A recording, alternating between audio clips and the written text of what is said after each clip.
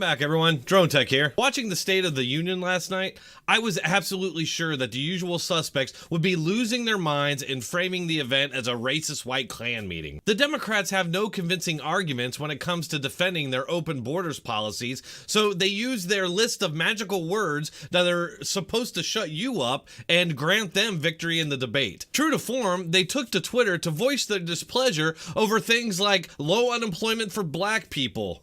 Hilarious socialist comedian Sarah Silverman was at a loss for words, tweeting only, quote, fear-mongering pig. I'm not sure that someone that's constantly fear-mongering about climate change and declaring Greta Thunberg the, quote, second coming of Jesus should really be casting stones here. Unhinged has-been Cher exploded in a caps-locked rant over Trump reciprocating Pelosi's snub, saying, quote, misunderstood? He snubbed her. I've been alive through 13 presidents, and he's the most vengeful, illiterate, limp imitation of a man ever. He uses America as his personal ATM. He didn't want to shake Nancy Pelosi's hand is because her hands are bigger than his. Also, he is afraid of her. Bruh. Right. Uses the U.S. for his personal ATM? As far as I know, he gives all of his paychecks to charities. If he did use the office to enrich himself, he certainly wouldn't be the first.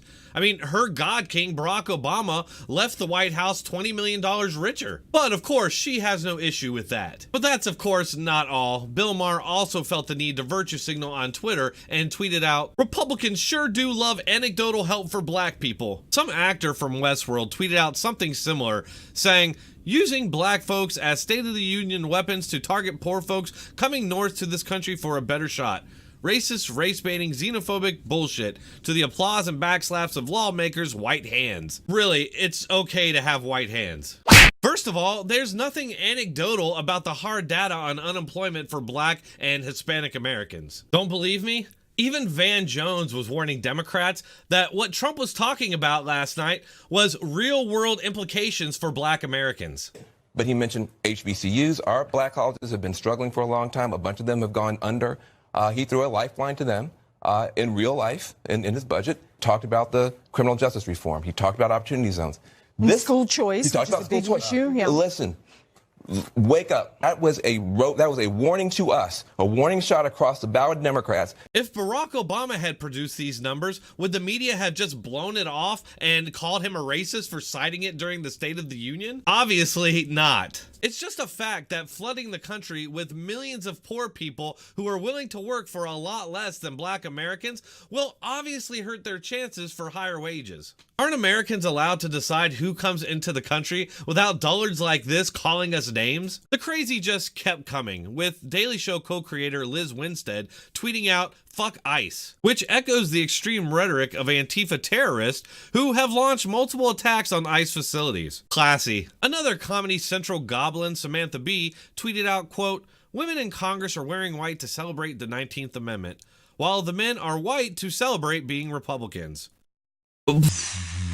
First, Republicans aren't all men and they're not all white. These responses are exactly what I predicted would be said about the State of the Union. That cloakroom has a lot of hoods in it. The racial fear-mongering narrative is the bedrock of the left, the Democrats, and their media. And it shouldn't surprise anybody because they've been using this playbook for decades now. There are real questions about separation of powers, and I don't think he should go up there. And second of all, that herd of managers from the House, I mean, frankly, all they were missing was white sheets. They were like night riders going over. After the Iowa debacle, race-obsessed pundits in the media began zeroing in on their favorite scapegoat to blame, the whites. Over at The Spew, Anglophobe Sonny Hostin lamented that Iowa has so many whites, which is clearly a bad thing and the reason Iowa was so screwed up. Similar rhetoric was echoed all over the media, with MSNBC's Joy Reid claiming that the word heartland is a racist dog whistle. Political analyst and former Clinton campaign aide Zerlina Maxwell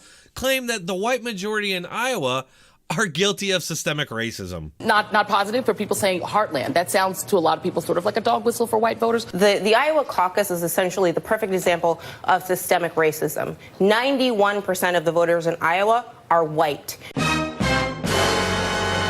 These people are broken. And can you blame them? Over and over again, they've been sure that the walls are closing in around Trump.